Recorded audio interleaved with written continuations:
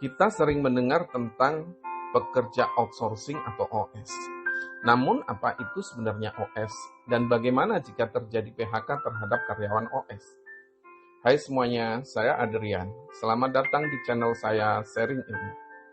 Outsourcing atau OS, atau sering disebut alih daya, merupakan pengalihan pekerjaan tertentu berdasarkan perjanjian yang disepakati antara perusahaan alih daya dengan perusahaan pemberi pekerjaan.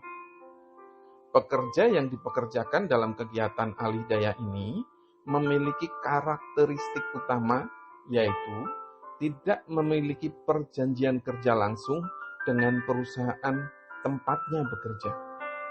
Jadi, pekerja terikat perjanjian kerja dengan perusahaan alih daya yang telah memiliki perjanjian pengalihan pekerjaan dengan perusahaan tempatnya bekerja.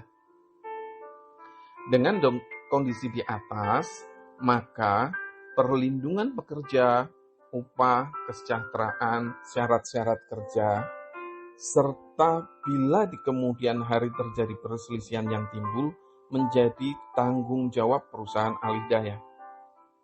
Namun memang, dengan sistem kerja demikian, pekerja rentan mengalami kondisi tidak tentu, tidak aman, tidak pasti, dan tanpa perlindungan. Oleh karenanya, penting banget untuk mengetahui batasan syarat kerja, hak dan kewajiban pekerja, khususnya perusahaan alih daya dan perusahaan pemberi kerja.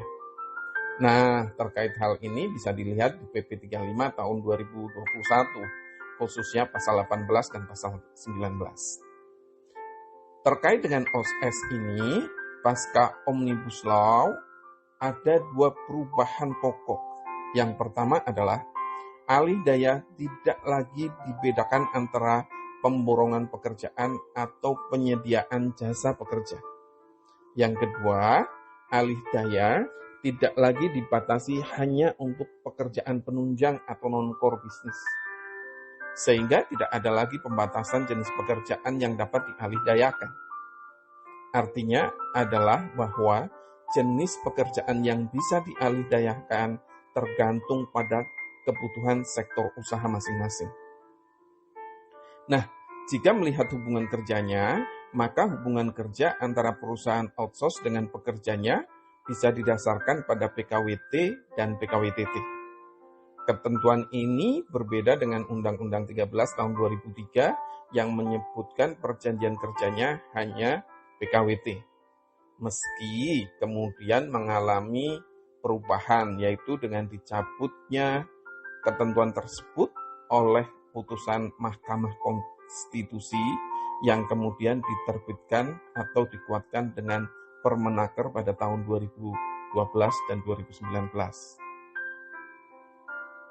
Mas Bro, bagaimana jika terjadi perselisihan? Nah, perselisihan antara pekerja OS dengan perusahaan, maka hal ini menjadi tanggung jawab sepenuhnya perusahaan alih daya. Namun hal ini sering disalahartikan atau bahkan disalahgunakan oleh oknum tertentu, sehingga tuntutannya mengarah kepada pemberi kerja, yaitu untuk menjadi karyawan tetap pemberi kerja. Mas Bro, bagaimana jika perusahaan alih daya itu berganti karena satu dan lain hal? Nah, untuk itu pasal 66 ayat 3 Undang-Undang 13 tahun 2003 dan pasal 9 di PP 35 tahun 2001 mengatur dalam hal pekerja outsource berstatus PKWT, maka perjanjian kerjanya harus mensyaratkan pengalihan perlindungan hak bagi pekerja atau buruh apabila terjadi pergantian perusahaan alih daya dan sepanjang objek pekerjaannya tetap ada. Jadi, perlindungan karyawan OS itu tetap ada walaupun pergantian perusahaan alih daya dilakukan sepanjang pekerjaannya masih ada. Bentuk perlindungannya yaitu hak-hak buruh minimal sama dengan perusahaan alih daya sebelumnya. Nah, bagaimana jika karyawan OS itu di PHK? Apakah mendapat kompensasi dan atau pesangon? Pada dasarnya, perjanjian kerja OS dengan perusahaan berdasarkan PKWT atau PKWTT. Oleh karenanya, hal tersebut juga tetap mengacu kepada aturan yang berlaku terkait dengan PKWT dan PKWTT. Oke, itu dulu sharing ilmu kali ini teman-teman semua.